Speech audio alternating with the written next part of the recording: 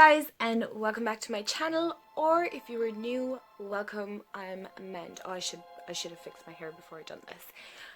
We're back to the original space that we normally do videos. I'm finally able to sit down.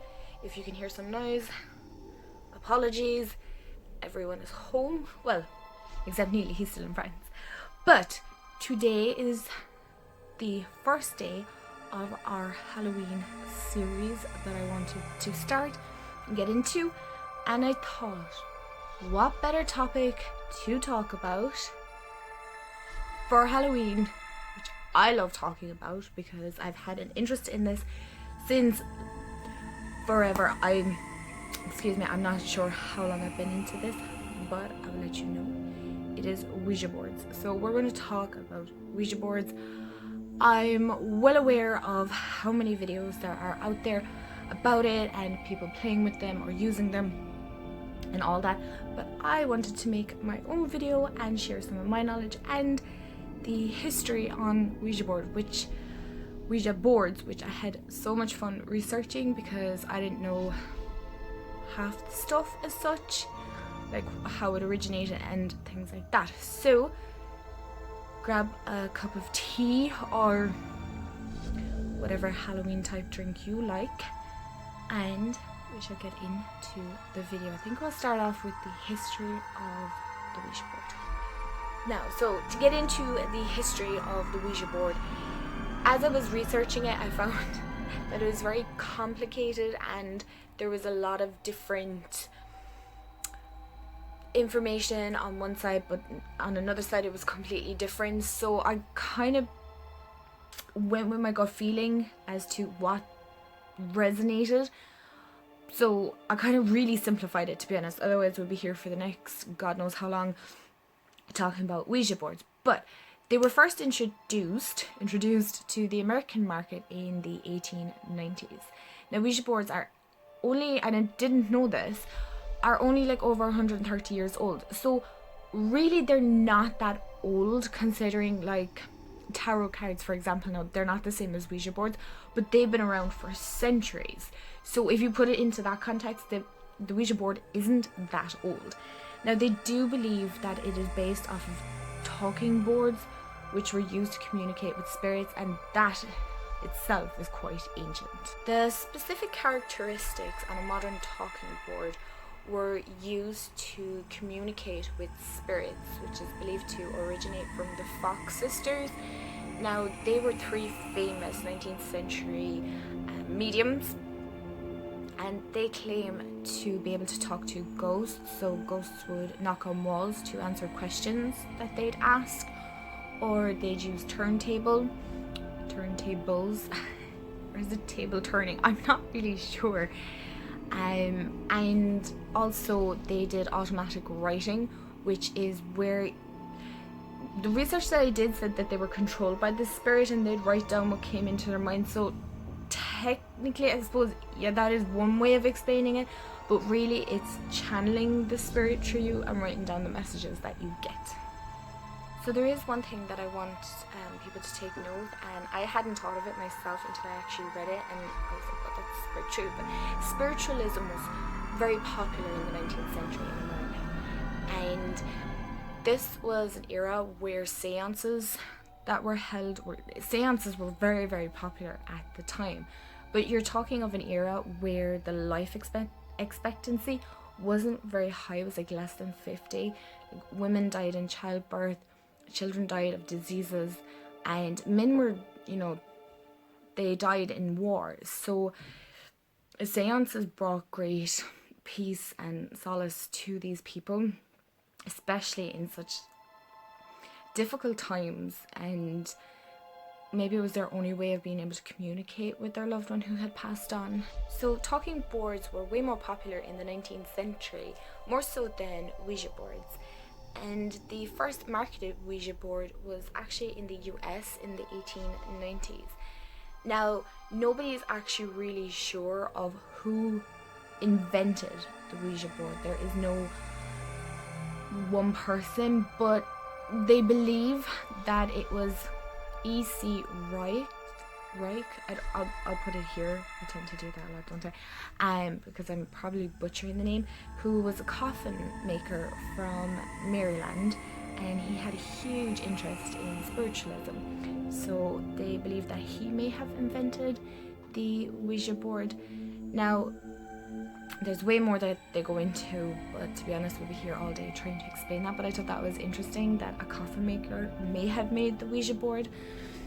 Now, the other thing that I had looked up, I can't remember who said it, but they said that it was brought back again and they kind of redesigned it so that the planchette, I'll explain what that is, was redone so that it had like a glass in the middle of it so that you could see the letters that it was pointing over. But I'll explain soon what the Ouija board looks like. I'll try and insert some pictures and how to use it and things like that. This was really interesting to read. Now, how true it is, I don't know, but the origin of the name.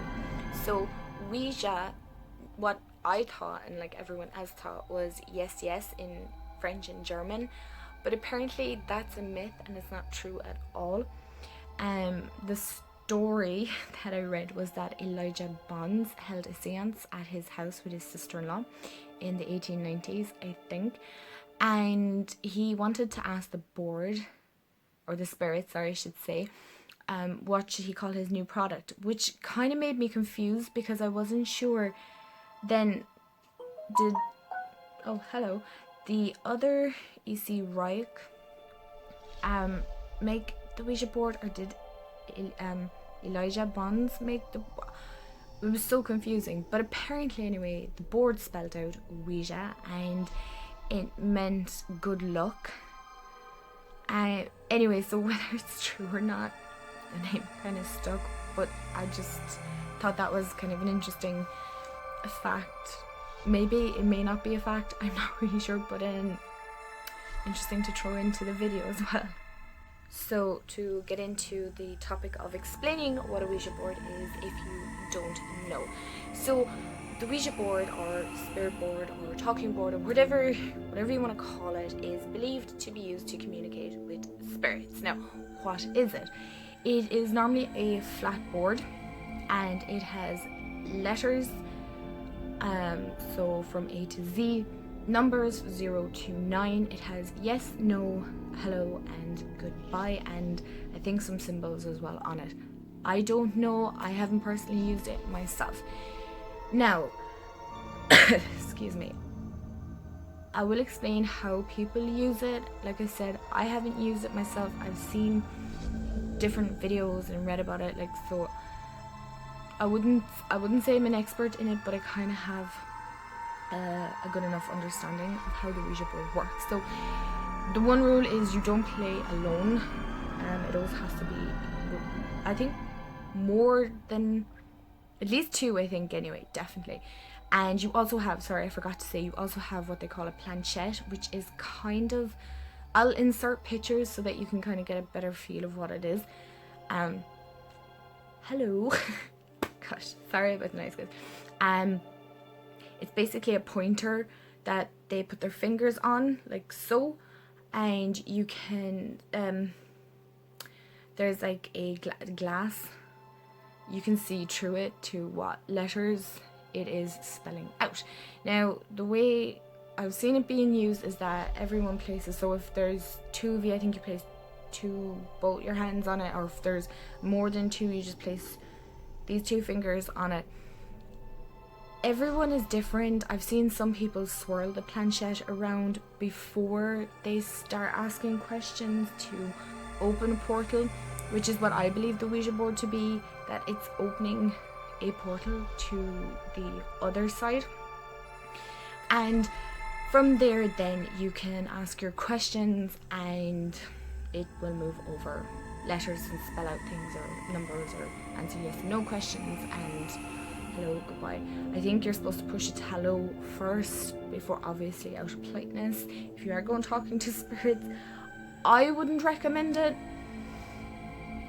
because there's a lot of people excuse me, that I know have used it. No, I haven't. I don't know, but I've heard of people using it, and most of them stories aren't great. Like I said, I do believe that you are opening a portal to the other side. You don't know what you're inviting in. As far as spirits and ghosts go, I've heard of like demons and entities coming through, and of course with the Ouija board, once you open something, how easy is it to close something like that, especially when you can't see? But as you know, I'm into that stuff anyway. But it is something that I do want to make very, very clear. I haven't used it. I wouldn't be advising you to go out and use one, because like I said, you don't know what you're inviting in. You don't know what you're opening your home up to if you use it in your home. There are rules where you don't use it in a graveyard. That's kind of self-explanatory, but I've seen videos of people take it to a graveyard. And now I know there are a lot of fake videos on YouTube of people using Ouija boards, and they're obviously making things up for views and things like that. I still wouldn't mess around with it. It may or may not have any activity. I wouldn't recommend it. That's all I'm saying. I don't think I'd ever...